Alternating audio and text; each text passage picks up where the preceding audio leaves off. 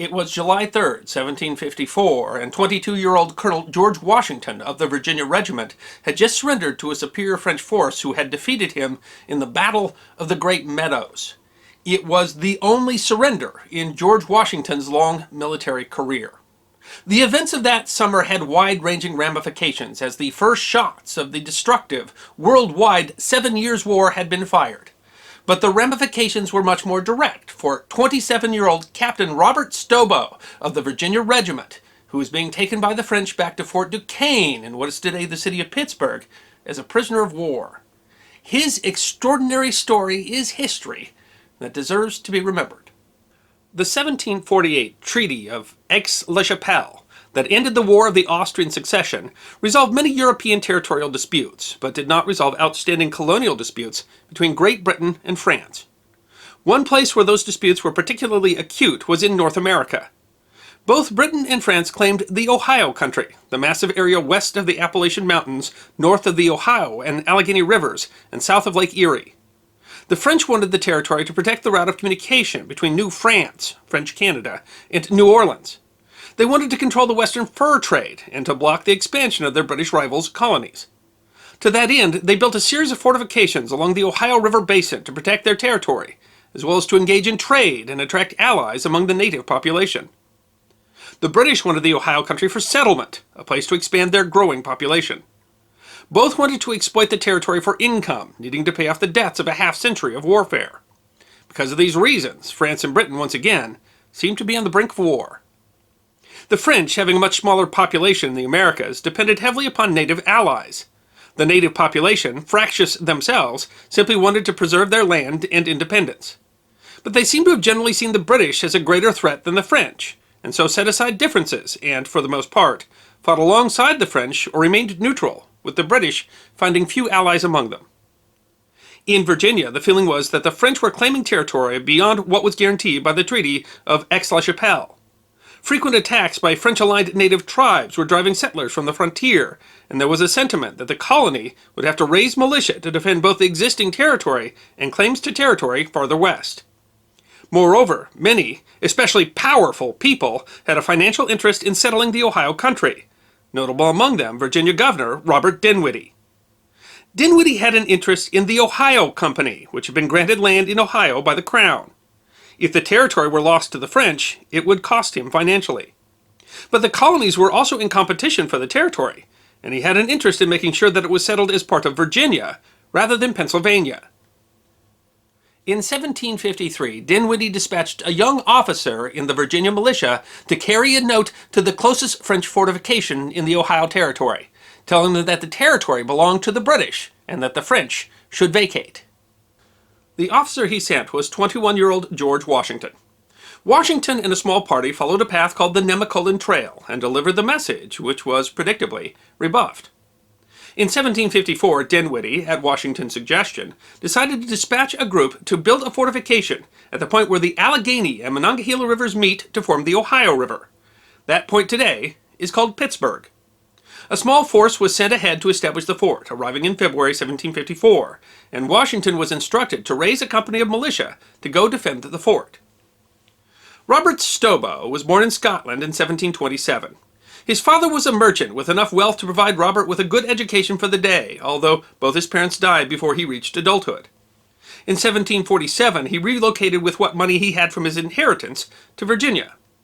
His business was not successful, but he made friends in Virginia, and when Governor Dinwiddie decided to raise a company of militia, he appointed Stobo a captain of the company. The company was to eventually be commanded by Colonel Joshua Fry, but was currently being led by the officer who had made the trek to deliver a message to the French the year before, Major George Washington. The expedition did not go as planned. Before Dinwiddie's fort could be built, a large group of French, who could make the journey more easily down the river, had arrived and driven the small garrison out, establishing their own fort, called Fort Duquesne. Colonel Fry had fallen from his horse, receiving an injury that would eventually be fatal, leaving Washington in command. As the fort that he was supposed to reinforce had been demolished, he established a camp with the intent of gathering his forces and seeking instructions from the governor. When a small group of French arrived in the area, Washington, along with some militia and native allies, surrounded the camp. In a still disputed event, the two groups started shooting, and the commander of the French force was killed, according to some accounts, by Washington's ally Tanacharison of the Mingo people. In response, the French took a large force down from Fort Duquesne and overwhelmed Washington's small fort at a small stockade that Washington called Fort Necessity, defeating them in July 3rd, 1754 Battle of the Great Meadows. It was the only time in his career that George Washington would be forced to surrender, and as part of the terms of the surrender, he had to leave 2 officers with the French as a guarantee that the British would release French prisoners that had been taken by the British. Robert Stobo was one of those 2 officers. The young man from Glasgow was now a prisoner of the French at Fort Duquesne. At Fort Duquesne, Stobo was given relative freedom, as conditions of his parole meant that he was bound by honor not to try to escape. Having seen the looting that occurred at Fort Necessity, and then seeing British prisoners who had been taken and sold as slaves, Stobo was convinced that the French had violated the terms of the surrender, and so no longer felt obligated to respect the terms of his parole. Having the freedom of the place, he secretly drew a plan of the fort, noting weaknesses in the defenses. Had he been caught, he might well have been executed. He made friends with one of the natives, enough to entrust the man to deliver the plan back to Virginia, to be used when they eventually came to assault the fort. To ensure their authenticity, he signed the papers personally. Again, he was taking a great risk. If the man betrayed him, he could be hanged as a spy. Meanwhile, the French moved Stobo, apparently believing that he knew too much about their defenses and was a risk, sending him upriver between the series of forts, eventually sending him to the French fortification in Quebec. There he was likewise given a good degree of freedom and learned to speak French. He befriended some of the French native allies and lived, according to his letters, a reasonably comfortable life. Back in Virginia, Dinwiddie had him promoted to major and even provided him with some money. But events were moving along farther south. The British had been loath to commit troops from Britain to the colonies, but by 1755 it became clear that they needed to strike a blow against the French on the frontier. The king dispatched Major General Edward Braddock, a 45-year veteran of the Coldstream Guards, and 2 British regiments to displace the French fortifications in the Ohio Territory. Braddock set out to attack Fort Duquesne with a main force of some 2,100 regulars of the 44th and 48th Regiments of Foot and militia and 10 pieces of artillery. George Washington accompanied Braddock as an unpaid aide-de-camp. On July 8, 1755, Braddock's advance force stumbled into a French force that had been sent ahead, hoping to ambush Braddock as he crossed the Monongahela River. Braddock's force should have been far superior, but caught in the woods, they were flanked by the native allies, who were able to break up their cohesion and snipe their officers, including Braddock, who was mortally wounded. The British loss at the Battle of the Monongahela was considered to be one of the most disastrous defeats for the British Army in the 18th century. Washington, who was uninjured despite having 3 horses shot from under him, managed to organize the retreat, taking with him the mortally wounded Braddock. Braddock died and was buried near the site of the Battle of the Great Meadows, and British plans to defeat the French in 1755 were shattered. But the impact for Robert Stobo was not just in the British loss.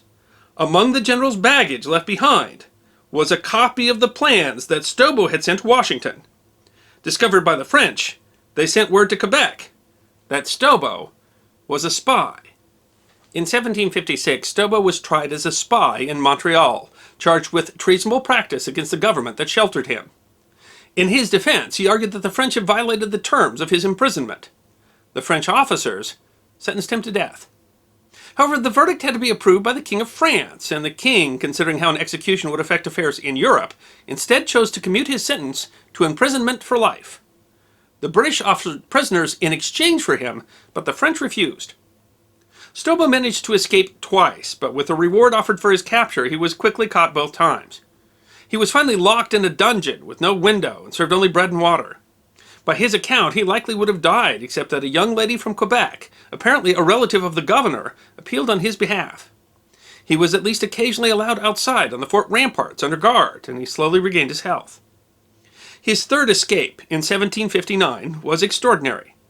There were hundreds of British prisoners in Quebec, and Stobo conspired with a few who had been given surprising freedom by the French and managed to stow away a good amount of supplies. Stobo created a disguise, and one night merely walked away from Montreal. He and his co-conspirators first stole a canoe, and then captured a small boat. They narrowly avoided an encounter with a French sloop, but their victory was short-lived, as their boat was then wrecked in a storm. Marooned, they managed by sheer audacity to surprise and capture 2 French sloops that had been sent to retrieve some native allies for the defense of Quebec. Stobo lured the French into sending a boat, thinking he was a friend, while the rest of his men stayed in cover. His small group then captured the 3 Frenchmen in the boat, and they used the boat to storm and take the larger of the 2 vessels, attacking by surprise and capturing the captain. They then used their boat to force the smaller boat to surrender. It was an extraordinary example of piracy, and don't all great stories involve pirates? Despite their near-death experiences, Stobo and his compatriots managed to make it back to British lines. When word of his escape reached the Americas, the Maryland Gazette newspaper wrote of Major Stobo, "He is a man of most enterprising genius. His story is very long and very romantic." But his adventures were not over. British General James Wolfe had been sent with 4,000 troops to attack Quebec, and was in the midst of a siege of the city that was growing increasingly futile. Stobo volunteered to return, bringing to Wolfe an intimate knowledge of the city's defenses. Wolfe eventually found a landing spot that allowed his men to form on a plateau above the city, forcing the French to battle. The British victory at the Battle of the Plains of Abraham, fought September 13, 1759, though not particularly large, was the decisive battle in the conflict over New France, and more than any other event defined the future of what would become the nation of Canada. While Stobo's exact role is unclear, many observers conclude that it was his knowledge of the city's defenses that allowed Wolfe to find the weakness that he could exploit to bring the French to battle. Certainly the French commander, Louis-Joseph de Montcalm, who was mortally wounded in the battle, thought that Stobo was key. He wrote in his journal, "Who would have believed that this man was free in Quebec to the point of being allowed to escape? It is he, they say, who conducted everything, and he is in a position to give a good account of the situation in our colony in all respects." The extent to which Stobo influenced Wolfe's thinking is unknown, since Wolfe was also killed in the battle, and Stobo himself did not participate, having been sent the week before on a dangerous mission to carry dispatches back to the British. On his way back to New England, he was captured by a French privateer, but he was not recognized and was later freed. He finally returned to Virginia, 5 years and 8 months after he had left on the expedition with George Washington. Stobo was given a commission as a captain in the regular British Army and accompanied Major General Geoffrey Amherst on the campaign that would take the city of Montreal. The defeat of Montreal essentially put an end to French rule in Canada and effectively ended the North American part of the 7 Years' War that was called the French and Indian War. In helping to take Montreal, he was helping to effect the rescue of Captain Jacob von Braun, who was the other officer who was taken prisoner after the Battle of the Great Meadows. Robert Stobo had been there for the start of the French and Indian War, and he was there for its conclusion. Amherst then attacked French colonies in the Caribbean, where Stobo was seriously wounded. He recovered, served in postings in Canada, and then returned to England.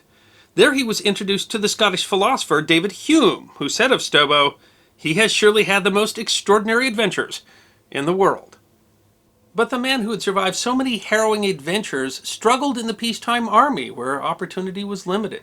Suffering from depression in June of 1770, Robert Stobo, who had played a critical but underappreciated role in the conflict that would define the future of North America, took his own life. He was 43 years old. I hope you enjoyed this episode of The History Guy, short snippets of forgotten history between 10 and 15 minutes long. And if you did enjoy, please go ahead and click that thumbs up button. If you have any questions or comments or suggestions for future episodes, please write those in the comment section. I will be happy to personally respond. Be sure to follow The History Guy on Facebook, Instagram, Twitter, and check out our merchandise on teespring.com. And if you'd like more episodes on forgotten history, all you need to do is subscribe.